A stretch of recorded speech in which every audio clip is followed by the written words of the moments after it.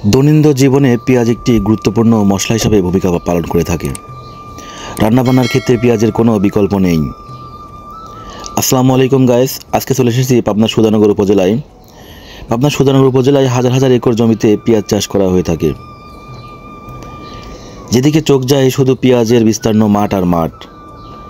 আজকে আপনাদের পেঁয়াজের জমির একটি প্রতিবেদন দেখাবো, পুরো ভিডিওটি দেখতে থাকুন। তো আসুন আজকে আমরা জেনে নেই পেঁয়াজ চাষের নিয়ম। দোআঁশ জৈব পদার্থ সমৃদ্ধ মাটি, গভীর চাষ ও মই দিয়ে মাটি ঝুরঝুরে করে নিতে হয়। পেঁয়াজ দুইটি পদ্ধতিতে চাষ করা হয়ে থাকে। এক, বীজ ছিটিয়ে, দুই, চারা রোপণ করে। আজ আমরা আপনাদের চারা রোপণ করা পেঁয়াজ চাষের জমি দেখাবো। এখানে কি পরিমাণ পেঁয়াজ উৎপাদন হয়েছে সেটাও দেখাবো। আমরা কম বেশি সবাই জানি পাবনার সুধানগর উপজেলা পেঁয়াজ উৎপাদনে বাংলাদেশের শীর্ষে স্থানে রয়েছে। এখান থেকে পেঁয়াজ উৎপাদন হয়ে সারা বাংলাদেশের চাহিদা মিটিয়ে বিদেশে রপ্তানি হয়ে থাকে। তো আজকে আমরা দুই ভাই এসেছিলাম পাবনার সুধানগর প্রত্যন্ত একটি পেঁয়াজের জমিতে।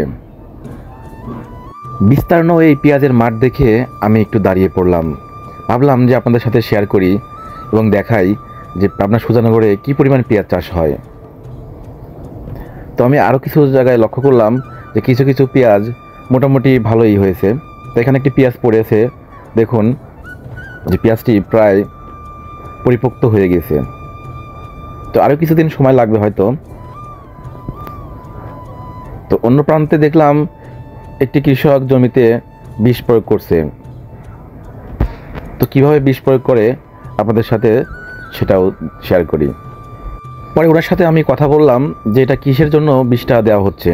তো উনি বলল এই বিষের প্রয়োগের ক্ষেত্রে পেঁয়াজটি মোটা হতে সহায়তা করবে এবং পেঁয়াজের এই গাছকে সবুজ রাখবে। তো এখন বর্তমানে অনেক আধুনিক হয়েছে, দেখুন উনি বিষ দিচ্ছে একটি ডিজিটাল মেশিনের মাধ্যমে। এটি একটি ছোট মোটরের সাহায্যে চলছে, শুধুমাত্র সুইচ দিছে অটোমেটিক সেই বিষ স্প্রে হচ্ছে। তো এখানে যত জমি আছে সব জমিতেই কোনো কোনো কৃষক বিষ দিচ্ছে। এদিকে দেখলাম কয়েকজন কৃষক বিষ দিয়ে তারা হেঁটে যাচ্ছে বাসার দিকে। তো এদের বিষ দেওয়া শেষ। তো আমি আরেকটা জিনিস দেখতে পেলাম যে এখানে পেঁয়াজের বীজ চাষ করা হয়। তো আপনারা হয়তো বা কখনো পেঁয়াজের বীজ দেখেন নাই। তো এটাই হচ্ছে পেঁয়াজের গাছের যে উপরে যে ফুলটা হয়, সেই ফুল থেকে এই বীজটা হয়ে থাকে।